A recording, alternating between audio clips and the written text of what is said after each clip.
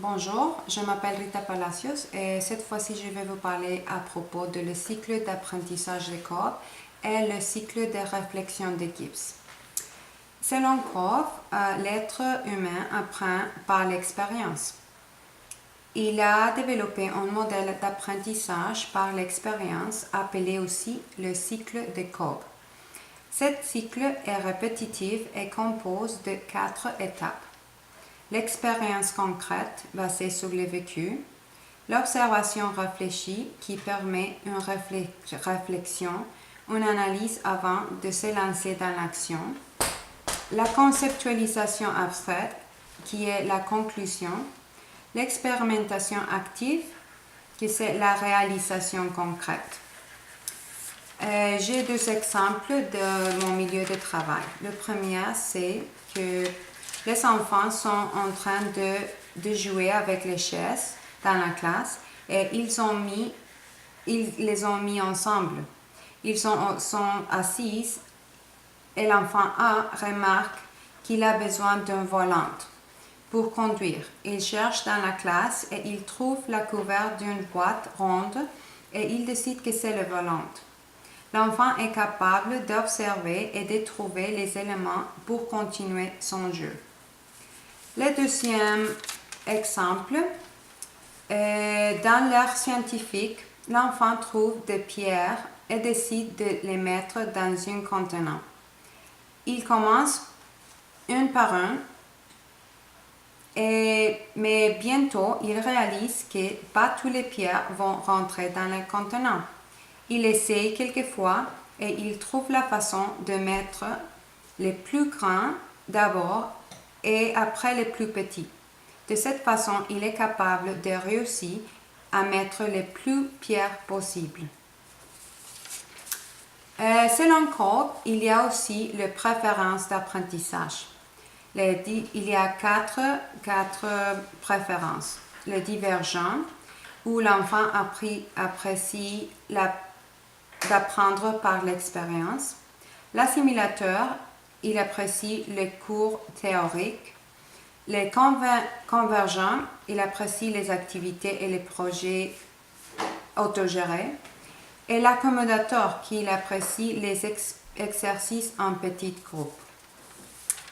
Et maintenant, je vais parler aussi de le cycle de réflexion de Gibbs. Selon Gibbs, l'expérience n'est pas suffisante dans l'apprentissage. Nous devrons réfléchir sur cette expérience. Son cycle de réflexion comprend 6 étapes. Numéro 1, la description. Qu'est-ce qu'il s'est passé? Comment est-ce que ça s'est passé? Les sentiments. Comment je me sens à propos de l'événement. Le numéro 3, l'évaluation. Les positifs et les négatifs de l'expérience. L'analyse. Ça veut dire les réflexions, les choix que tu as faits. Le numéro 5, conclusion. Comment cela aurait-il pu être une expérience plus positive? Et le plan d'action. Comment je vais réagir si la même expérience m'arrive encore? J'ai deux exemples à propos de cette pratique. C'était quand, pendant le jeu à l'extérieur, les enfants jouaient avec les vélos que nous avons disponibles, mais entre eux, il y a une moto de police qu'ils aiment beaucoup. Un enfant commence par prendre son tour, mais la dispute commence quand il ne veut pas partager avec les autres enfants. Comme éducatrice, nous avons expliqué l'importance de partager avec les autres amis. Le plan d'action, je pensais que peut être avant de faire sortir les bicyclettes de la remise, donner clairement le tour à chaque enfant pour donner à tous les enfants la chance de s'amuser avec la moto. Et le deuxième exemple. Dans le coin dramatique, nous avons commencé à faire une pièce de théâtre, Les Trois Petits Cochons. Nous avons assigné le personnage à chaque enfant. Une petite fille, la cochon, elle voudrait faire la cochon, avait l'air un peu triste, mais je ne savais pas pourquoi. Elle voulait pas participer. Finalement, j'ai réalisé que c'était parce qu'elle voulait être le méchant loup. Je lui parlais et finalement, j'ai changé son personnage et elle était si contente.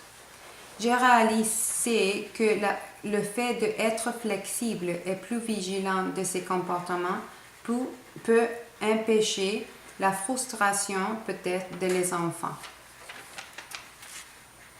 Finalement, je peux vous dire que à mon milieu de travail, nous avons toujours la possibilité d'apprendre en utilisant les deux pratiques. La pratique de guide est applicable pour moi lorsque j'aide beaucoup les enfants à gérer ces conflits et à socialiser le plus possible, en même temps que dans la partie cognitive. Merci beaucoup.